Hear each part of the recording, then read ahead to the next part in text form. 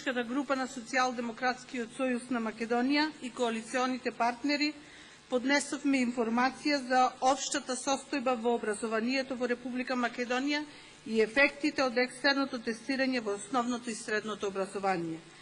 Затоа што во последните десетина години образовните институции целосно се политизираа. Под палката на политичката гарнитура која е на власт, настанаа длабоки промени во кадрите кои играа главната улога за следење на образовниот процес во нашата земја. Се што беше квалитетно и даваше позитивен тон на правилниот развој во образованието за неколку години се промени со кадри кои или немаа никакво образовно искуство или кадри кои се во образованието, ама нивните капацитети за следење на промените и давање на нови идеи во образованието беа и ден денес се далеку од квалитет. Скоро сите кои се вработија беа поставени во улога на послушници, командувани од врвот на моќните политички структури, а кои немилосрдно уништуваа и отстрануваа се што им е блиско се што не им е блиско до нивните политички опции. Оваа рак рана и ден денес е многу актуелна и продолжува со уште поголем интензитет да се шири. Овој процес мора подитно да се стопира, а тоа може да се направи само со промена на оваа политичка структура која е на власт. Образовниот процес не може да има свој позитивен развој ако воспитниот процес постојано го намалува своето влијание како клучна алатка на коректор на сите негативни појави во развојниот пат на образованието. Колеги пратеници, зборот дисциплина, зборче кое некогаш во некои давнешни времиња ја играше главната улога за почит и респект према наставничкиот кадар, така и према ученичкиот правилен процес на разграничување што се може и докаде се може. Дисциплината со себе ги повлекува и факторите културно однесување, прифаќање на грешката како позитивен чин, а не како навреда. Мораме сите ние да се вклучиме во процесот на правилно воспитување, но не само кон учениците, туку и кон сите структури. Секој образовен процес го краси квалитетот на наставникот. Жално, но вистинито денес во нашиот образовен процес тој многу битен фактор е ставен на маргините на изумирање. Денес се многу повеќе цените оние наставни кадри и ученици кои поседуваат моќта на сила, уцена, закана и понижување. Квалитетот е само проформа на оние кои го водат денешното образование.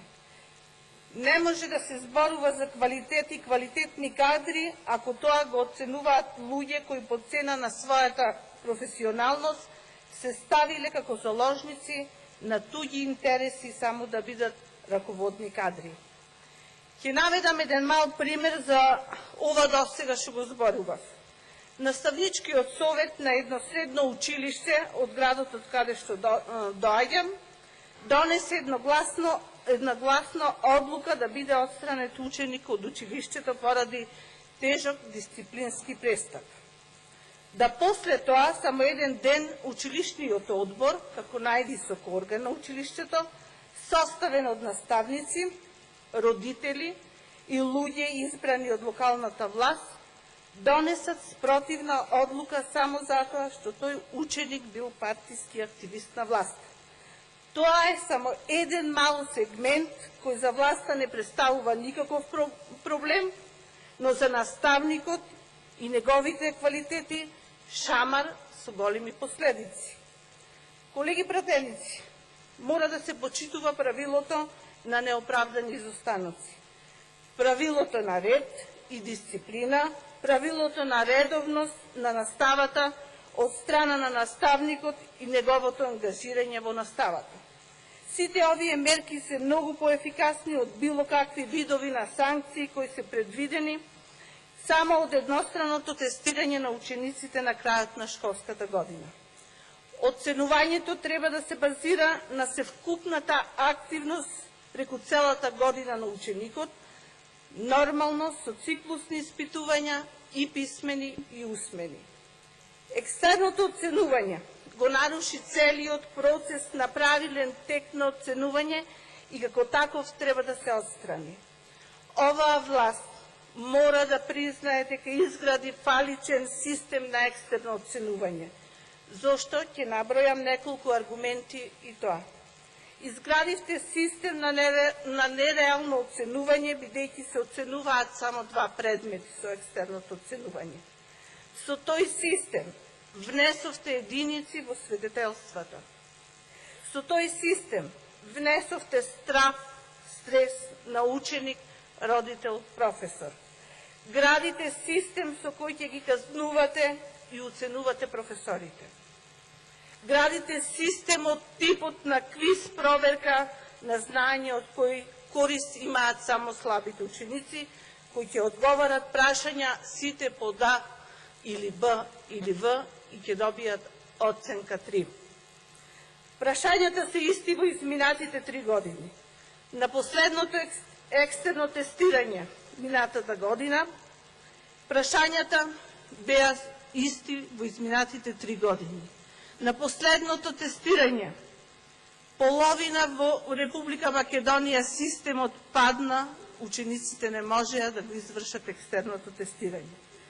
Екстерното тестирање и прв пат кога се полагаше имаше недостатоци, а тие недостатоци останаа и понатаму до ден денес.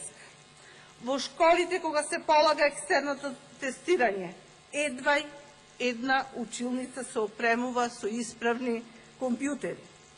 Потрошивте 60 милиони евра за компјутер за секое дете. Некои училишта немаја услови да ги уклучат поради дотрајаната електрична инсталација.